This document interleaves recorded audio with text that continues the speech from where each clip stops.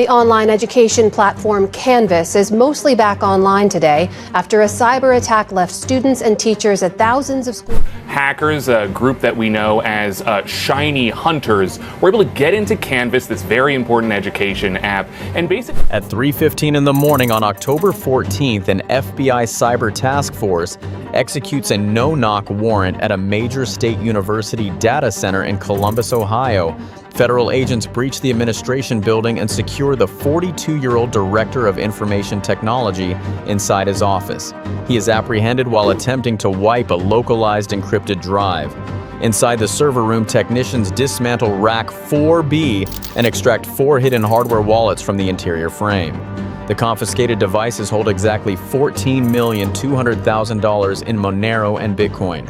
They form the financial centerpiece of a highly publicized federal crackdown. According to the official Department of Justice narrative, the IT director hacked the university Canvas learning management system to steal student data and sell it on dark web marketplaces. Viewers who want to see exactly where this trail of digital corruption leads should hit the subscribe button now. It initially looks like a standard case of a rogue employee exploiting an institutional vulnerability for personal gain. The digital evidence reveals operational anomalies that contradict the public explanation. Cybersecurity logs from the seized servers show 0 outgoing data transfers to known dark web nodes. They completely contradict the theory of a massive data theft operation. During a forensic review, investigators discovered the Canvas system was not being stripped of valuable intelligence. The educational platform was actually being injected with external data in a highly systematic manner. It received over 4,000 newly created user profiles during a quiet 6-month period in the late-night hours. The massive crypto fortune provides the first evidence of a larger conspiracy. The $14,200,000 did not originate from anonymous buyers on illegal internet forums. They were sourced from an entirely different ecosystem.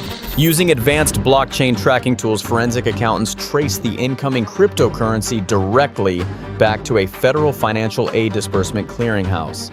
The official narrative collapses against this mathematical evidence. He was never selling stolen university files to anonymous international cyber criminals.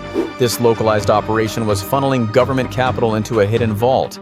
A university administrator was somehow receiving massive federal payouts through encrypted digital channels. The case files do not explain why the federal government was paying an IT director $14 million in untraceable crypto.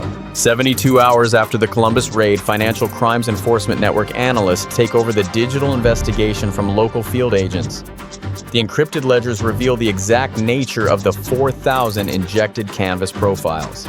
They are ghost students built entirely from stolen social security numbers and fabricated academic histories. Inside the university network, these phantom profiles operated as highly efficient financial extraction tools.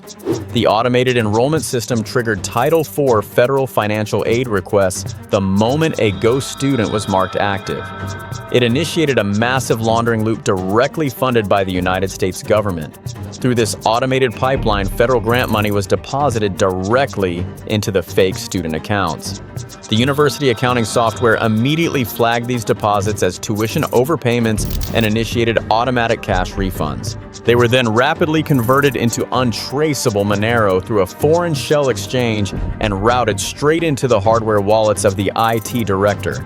On the surface, the mechanism appears flawless. A critical clearance problem completely shatters the official Department of Justice theory of a lone wolf operator. He simply did not possess the administrative power to execute this sophisticated scheme alone.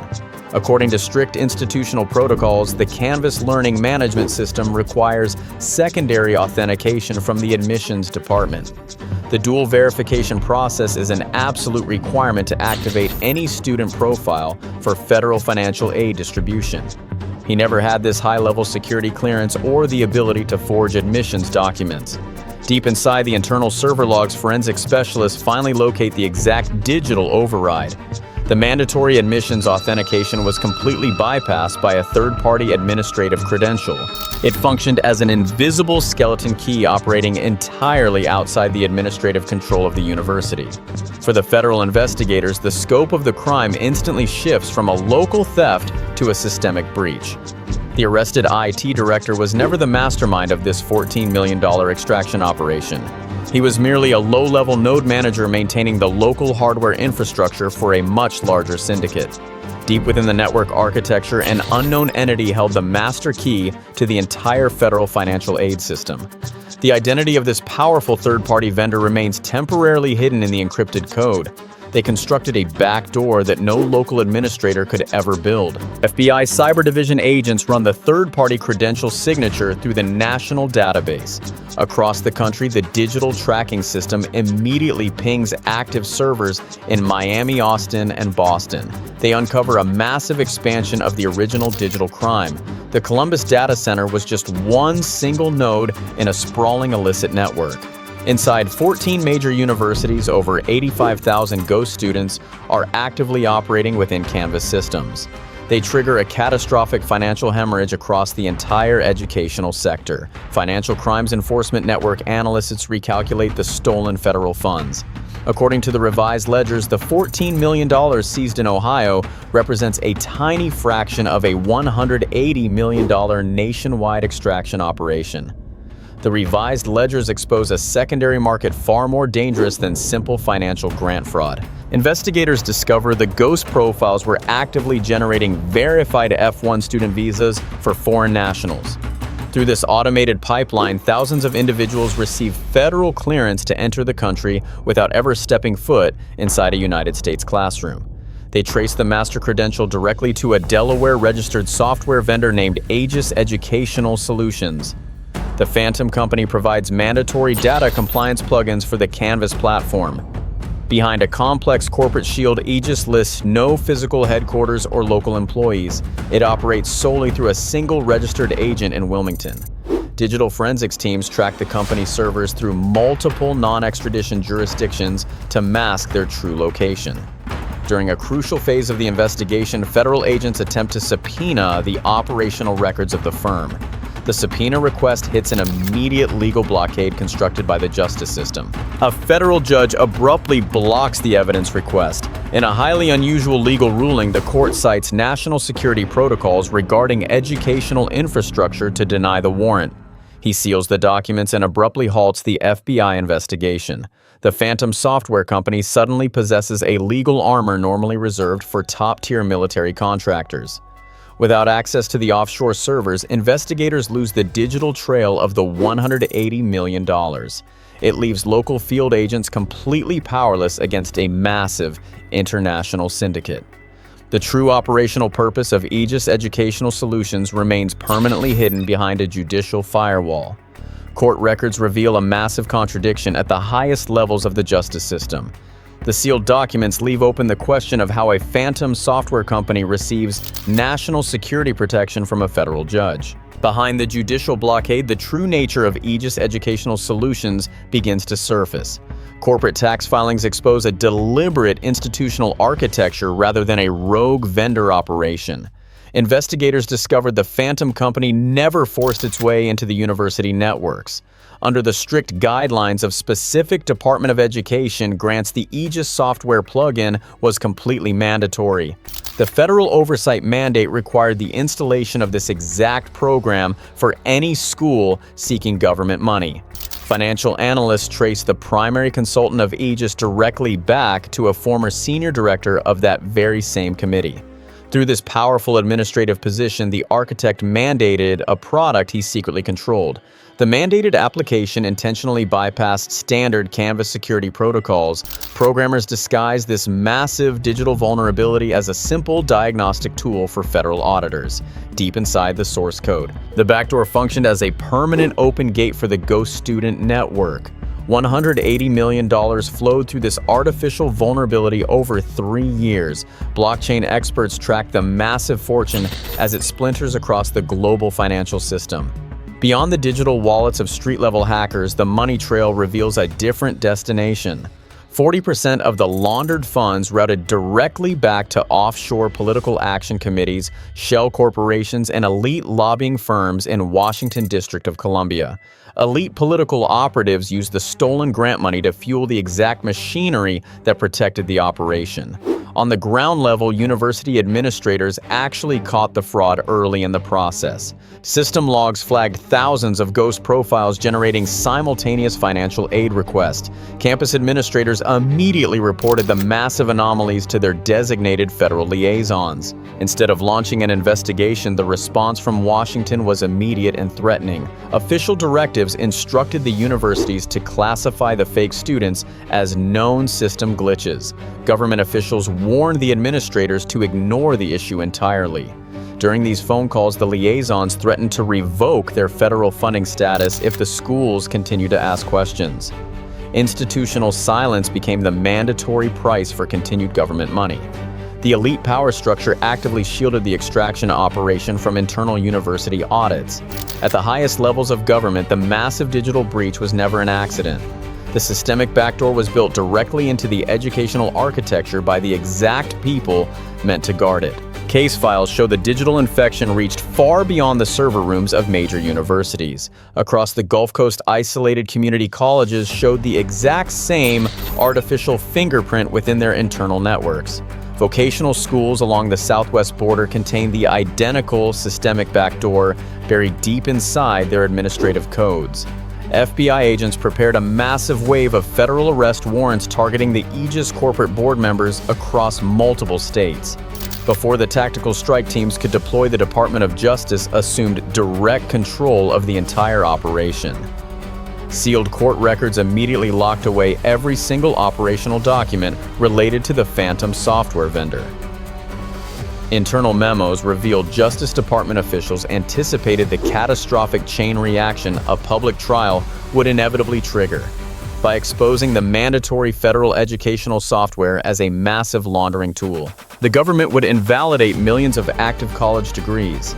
The international F1 visa system would completely crash under the weight of the undeniable fraud. Administrators would be legally forced to halt over $100 billion in yearly federal funding. In the face of total institutional destruction, the federal government chose deliberate blindness. The sprawling bureaucratic system required the vulnerability to remain completely hidden, ensuring the massive flow of money continued uninterrupted. Federal authorities actively protected the massive institutions, sacrificing the truth to shield the elite architects who designed the theft. Back in Columbus, real students absorbed the financial damage of the massive extraction operation. $180 million vanished into offshore accounts, leaving local campus grant pools completely depleted. University officials quietly implemented steep tuition hikes to cover the massive financial hemorrhage. During routine financial aid meetings, financial counselors told desperate students that federal grant funds had simply run dry. The federal containment strategy required a perfect scapegoat to satisfy the public demand for immediate justice. Let investigators approach the arrested director of information technology with a highly calculated plea deal. Behind closed doors, government lawyers offered a very simple and quiet trade. The massive international money laundering charges would vanish, provided he confessed to acting completely alone. He simply needed to accept the official narrative, pleading guilty as a rogue street-level hacker. Through this quiet legal maneuver, the true architect walked away completely untouched by federal law enforcement. The compromised educational network remained entirely broken while the American public consumed a perfectly sanitized story. Federal court records confirm the final legal outcome of the Columbus data center raid. Inside a quiet federal courtroom, the director of information technology received a 15-year prison sentence for cyber intrusion and wire fraud. He absorbed the full weight of the prosecution, shielding the wider corporate network from any public scrutiny. The $14,200,000 in seized cryptocurrency never returned to the federal student aid program. Through standard legal mechanisms, the Department of Justice absorbed the massive digital fortune directly into their own asset forfeiture fund. They quietly closed the financial books on the localized Ohio operation, aggressively ignoring the broader international conspiracy. The remaining $165 million completely vanished into the blockchain. Across multiple international borders, the stolen federal funds fragmented across thousands of anonymous offshore accounts. Moving through untraceable digital ledgers, nobody ever recovered a single cent of the missing taxpayer money. Aegis Educational Solutions executed a seamless and highly protected corporate transition. Under a completely new corporate identity, the Phantom software vendor quietly renewed their mandatory federal vendor contracts. Their compromised administrative plugins remain highly active inside over 400 university networks nationwide. The exact same systemic backdoor operates freely today, generating new ghost students and fraudulent visas without any federal oversight. Behind the shield of national security protocols, the elite architects of the fraud continue to extract millions in federal grants. They operate with total impunity, entirely protected by the very institutions meant to investigate them. The deliberate protection of this massive extraction network points to a much wider vulnerability across the digital infrastructure of the country. The federal mandate requiring the specific compromised software left other national databases exposed to the exact same engineered vulnerabilities. Post-incident analysis revealed the university financial aid system provided the perfect isolated environment for a massive digital beta test. The true scale of the systemic rot extends far beyond the educational sector. Exactly 1 year after the Columbus raid, independent cybersecurity researchers found a remarkably similar digital anomaly. They discovered an identical systemic backdoor buried deep inside the massive database managing federal healthcare subsidies. The blueprint for institutional theft simply migrated to a much larger and more lucrative government target. Before the next massive systemic breach becomes public knowledge, subscribe to the channel and like this video. It proves the trail of missing money never truly goes cold.